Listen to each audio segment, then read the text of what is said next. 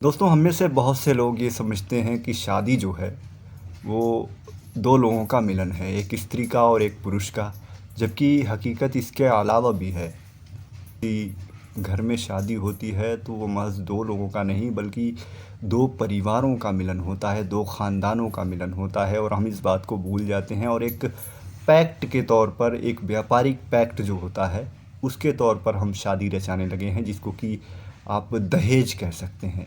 अब इस रिवायत ने, समाज की इस रिवायत ने कैंसर का रूप ले लिया है, जहां गरीबों को शादियां करने में पापड़ बेलने पड़ रहे हैं, चाहे वो मध्यम वर्ग के लोग हों या फिर गरीब तबके के लोग हों। वो उनके जो अभिभावक हैं, जो सरपरस्त हैं, वो अपनी रातों की नींद और दिन का चैन लुटा रहे हैं और उन्हें समझ में नहीं आ रहा है कि वो इतने पैसे कहाँ से लाएंगे। जो लड़के वाले डिमांड करते हैं वो इतने पैसे कहाँ से लाएंगे, और किसी तरीके से कर्ज़ लेकर वो शादियां कर रहे हैं, शादियां रचा रहे हैं। और उसके बाद भी सालों गुजर जाते हैं और उनके कर्ज़ का जो बोझ है उनके कंधों से उतरता नहीं है। तो ये बहुत बड़ा चैलेंज होता है उनके लिए कि किस तरीके से वो अपने बच्चों की शादियां करेंगे।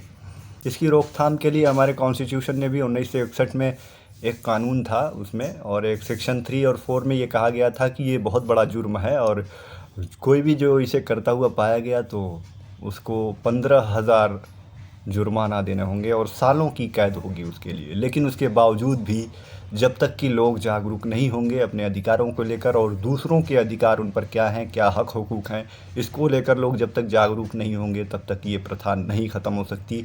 आज ट्विटर पर भी इसका ट्रेंड चल रहा है डाउरी के ख़िलाफ़, तो हमने सोचा कि आपके लिए एक वीडियो बना दें इसके लिए, ताकि ये वीडियो ट्रेंड में आ जाए और लोग ज़्यादा से ज़्यादा इसको आप शेयर कर सकते हैं, चूँकि ये एक पॉजिटिव पैगाम है, मैसेज है लोगों के नाम।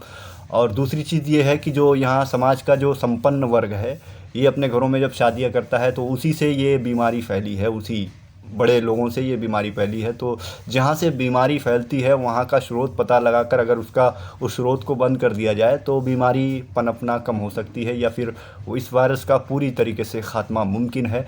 और उन्हीं की देखी देखा नकल करके कुछ लोग चादर से बाहर पाँव फैलाने की कोशिश करने लगते हैं, या फिर कुछ लोग लालच में आकर बड़ी बड़ी डिमांड्स करते हैं। और जब दुल्हन वाले ये काम नहीं कर पाते तो जब ससुराल जाती है दुल्हन तो उनका तरीके से शोषण किया जाता है, उत्पीड़न किया जाता है, उन्हें ज़दोकोब किया जाता है, उन्हें मारा पीटा जाता है, यहाँ तक कि ज़िंदा जला दिया जाता है। ऐसी भी खबरें आती रहती हैं, आप अखबारों में पढ़ते होंगे, मीडिया रिपोर्ट्स में भी पढ़ते होंगे, और हमारे सोशल मीडिया का भी दौर है तो यहाँ भी बहुत सारी घटनाएं आ रही हैं।